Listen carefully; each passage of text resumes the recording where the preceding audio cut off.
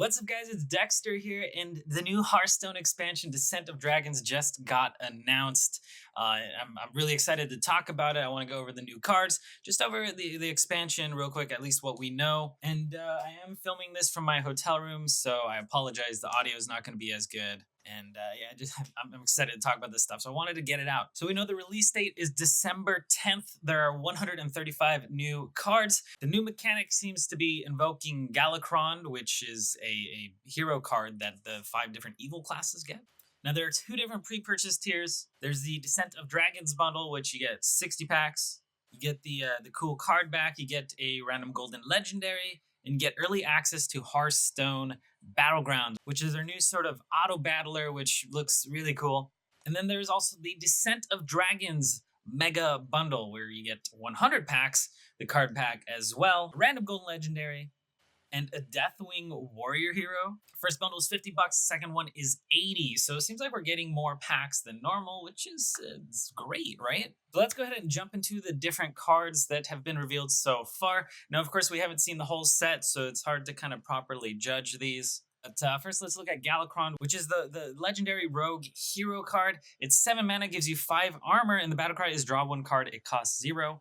You can invoke it twice to upgrade. And I can't really find the image, but it does seem like it changes your hero power to generating a lackey for 2 mana, which is pretty good. I guess it's like playing a evil cable rat, but you don't get the 1/1 on board, but you get to do it every turn very consistently. Of course, hitting like a Tess would be insane, or hitting like a Hook Tusk off of this would be nutty. And as you do invoke it and upgrade it, you draw more cards, and I believe those also cost 0. So drawing 2 cards that cost 0 is insanely good, and drawing, I think it upgrades, is it 3 or 4 once you've invoked it enough times. That's pretty insane. Plus, I think you equip the 5/2 weapon. That's pretty good. I feel like Galakrond is looking to be like a 4 out of 5 star card. A lot of things will really shift this rating as we see more invoke cards. Are they good enough to warrant running them? Or are you really going to have to sacrifice good cards in order to be able to invoke your Galakrond? In which case, it might be better just to run a different sort of deck. Now, next up, we got Seal Fate here, a 3 mana rogue spell where you deal 3 damage to an undamaged character in order to invoke Galakrond. I do believe the invoke happens. It doesn't matter if Galakrond's in your deck or in your hand. So that's good, I guess. But I don't know, man. I think this card's a bit weak. We got Eviscerate, which of course it's a combo card, but 2 mana deal 4. And then for 1 more mana than this, we got Walk the Plank, which will just kill an undamaged minion. So we're paying 1 less mana, only doing 3 damage, but it's invoking Galakrond. I really hope there are better invoke cards than this, because I think this is pretty bad. A bit of an upside here, it does say undamaged character, so I imagine you can use this on your opponent's face, which is, I guess that's cool. But yeah, I don't know, this card looks like a 2 to me, honestly. We got Shield of Galakrond, a 5 mana 4/5 with Taunt and the battlecry invoke Galakrond. Now this seems really, really slow to me. 5 mana for a 4/5, not the best stats. At least just looking at the current meta, there's so many aggro decks out there. I don't think a 5 mana 4/5 is what you want to be doing on turn 5. I do hope we see better invoke Galakrond cards as time goes on. Once again, I feel like I'm going to say that a few times, but I don't think this card's going to see much play. And I think, again, it's like a 2 to a 3 out of 5. I'm going to go with a 2. All right, so we got Ysera Unleashed, which is a 9 mana 4/12 dragon for a druid. This is awesome. I love the art. The stats are exactly the same as Ysera, but instead of getting those dream cards, you get the battle cry where you shuffle 7 dream portals into your deck, and when drawn, they summon a random dragon. Now, I imagine it draws the dragon, it summons it, and then you draw another card. So theoretically, if your deck is empty and you play this, I think you get a board full of dragons, right? Not 100% sure if that is true, but imagine that's how it works, similar to like shuffling those spiders in if you're rogue, right? Now this does seem a little bit slow. Obviously, you want to survive to the late game, but looking at current druid builds where they do get to fatigue really fast, they end up doing like King Feoris builds or Nomi builds. Maybe there's going to be a deck that's like a Nomi, Ysera, Highlander hybrid, or King Feoris or something like that. Can use Elise, duplicate your Ysera and your Nomi, and then while your deck is empty, you can play either Ysera or Nomi. And those are kind of just gonna refill your board. That's like 4 board fills. Plus you can have the Floop, right? So what, like Floop, Ysera, Elise, and Nomi? Like, that'd be insane. But a lot of this depends on if the Dream Portal summons a dragon and then draws another card, and then if that's a dragon, you draw another dragon. So I can kind of see this being used in that sort of fatigue build. In other Druid decks, like I don't think the randomness is gonna be that great. Plus, I mean, they might add a lot of bad dragons. Right now, most dragons seem to be relatively strong, but I imagine there's going to be a ton of new dragons. And if there are some like 1/3s and 1/2 dragons, or just low stat line things, this card is going to get worse. So a lot of that depends. But right now, I'm thinking this is like a 4, maybe even a 5 if it's true that they summon a dragon and then draw.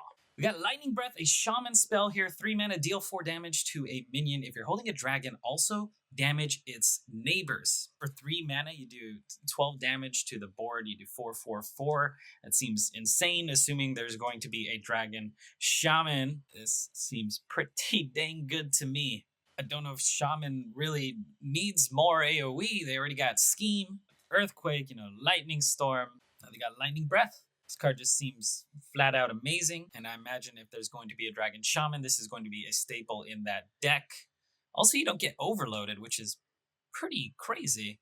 I think this is like a 5 out of 5, but it's a bit early to call it. We got Breath of Dreams here, a 2 mana Druid spell, where you draw a card, and if you're holding a dragon, you gain an empty mana crystal? Oh my god. Wait, that's insane. Wait, no, that's really good. Sorry, I'm seeing a lot of these for the first time. Oh my god, no, this is too good. It's like better than Wild Growth when it was at 2 mana, right? You draw a card and you get a mana crystal? What? This seems busted. Oh no, wait a minute. Oh god, if there are too many good dragons, this is just stupid good. Oh my god, the power level on this is insane. This is 5 out of 5. I don't know what else to say about that. That is insanely powerful. Oh, 1 mana, 1/1, Battle Cry, discover a dragon, the Draconic Lackey. Oh, this is the new Lackey. This is so good. Obviously, this is not something you put in your deck, but this is something that gets generated off of Lackey generator cards, where I assume there's going to be more Lackey generation cards introduced in the set. And again, the power level of dragons seems really, really high so far. This Lackey seems super good, just as all Lackeys tend to be. So it seems like 5 out of 5. Again, really depends on what dragons they introduce. But as of judging it right now, strong dragon pool, discovering a dragon, you're generally going to be happy. Good card.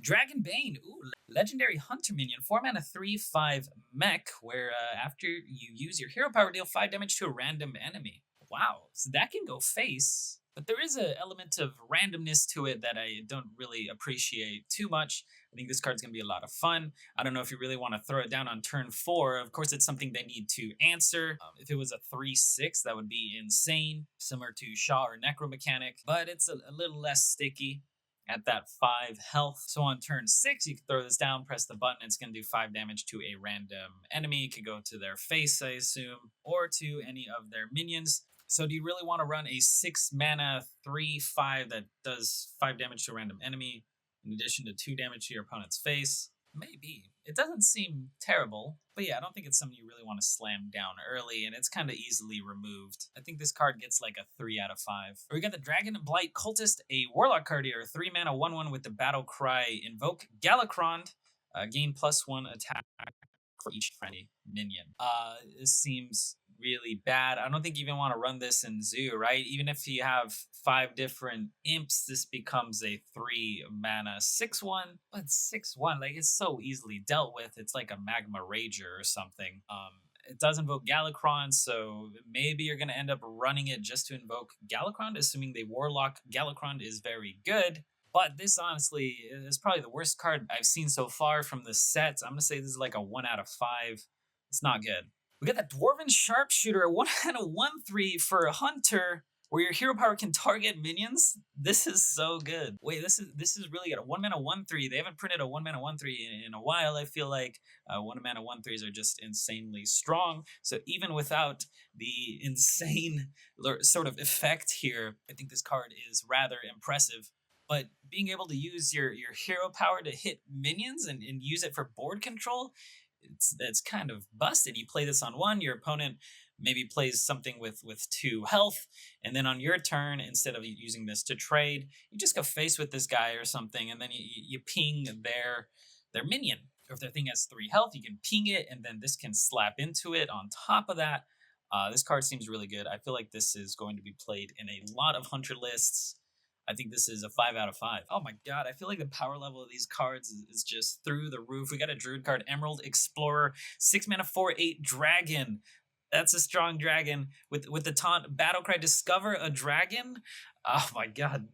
Discover is such a strong effect.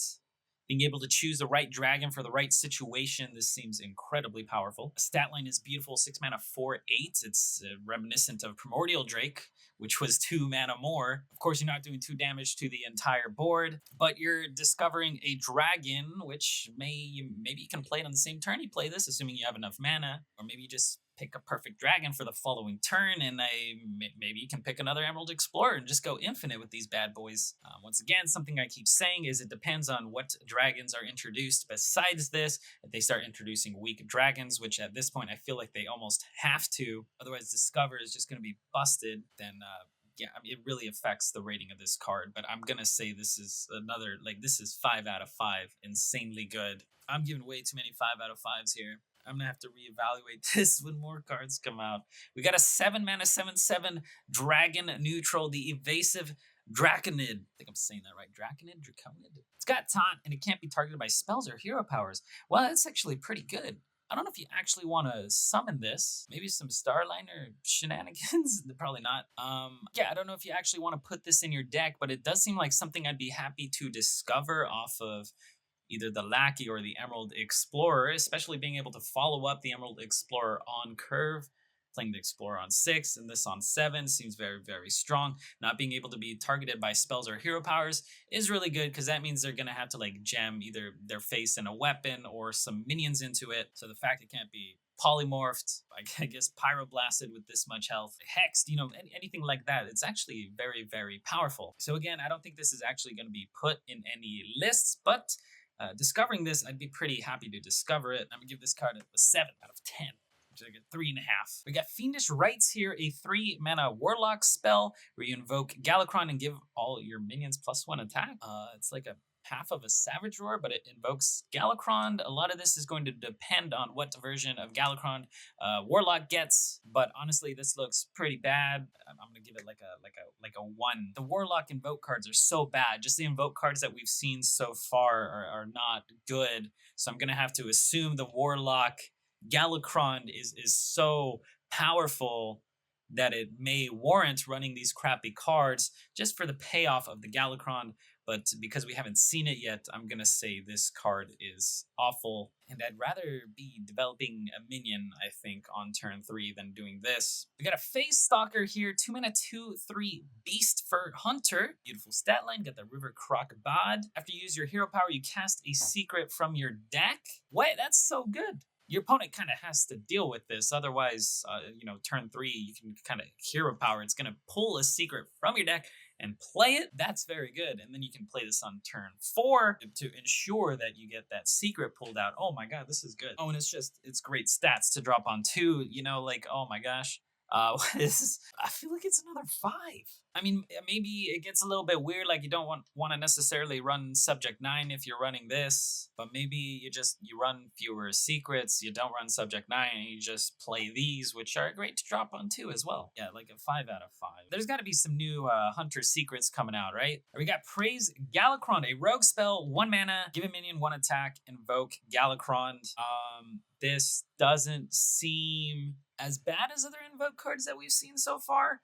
Probably one of my favorite invoke cards that we've seen so far. We do have Cold Blood at 2 mana, is it? Where it gives 2 attack or combo for 4 attack. So this is obviously worse than that, but it does invoke Galakrond. The rogue Galakrond does seem pretty strong. So I'm gonna say best invoke so far, but I'm only gonna give it a 3 out of 5. We got the Twin Tyrant here, an 8 mana 4/10 with the battle cry, deal 4 damage to 2 random enemy minions. Phew, I like the art a lot. This is kind of weird though. Really nice stats. Pulling this off of Ysera that generates random dragons, you're going to be pretty happy because of the 4/10 stat line.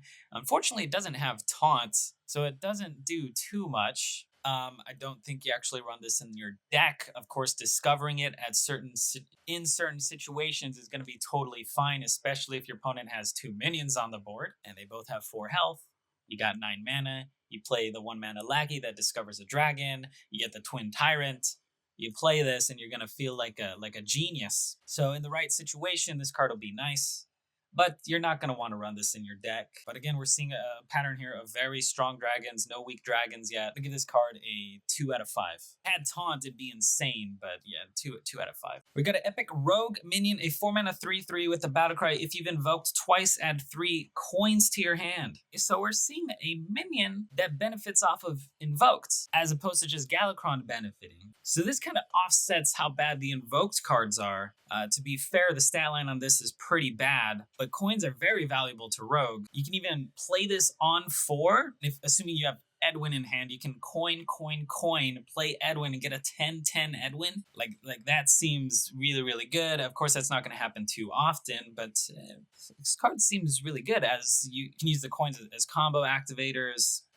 Seems really good. I think we got to see more invoked cards, but this makes me a lot more excited about invoked cards in general. I feel like this is like a 4 out of 5. We got a 4 mana 5/4 Warlock card here, the Veiled Worshipper with a battle cry. If you've invoked twice, draw 3 cards. Very similar to the Umbral Skulker. Do like the stat line quite a bit more. Drawing 3 cards is insanely good. A 4 mana 5/4 with drawing 3. Very, very nice. Now the Warlock invoke cards that we've seen so far are absolute garbage. But maybe now that we've seen how powerful this is, it may warrant running the invoked cards. So if you're going to play an invoked deck, this is definitely a staple. I still don't know if it's worth running the invoked stuff when they're so weak, even though this is so strong.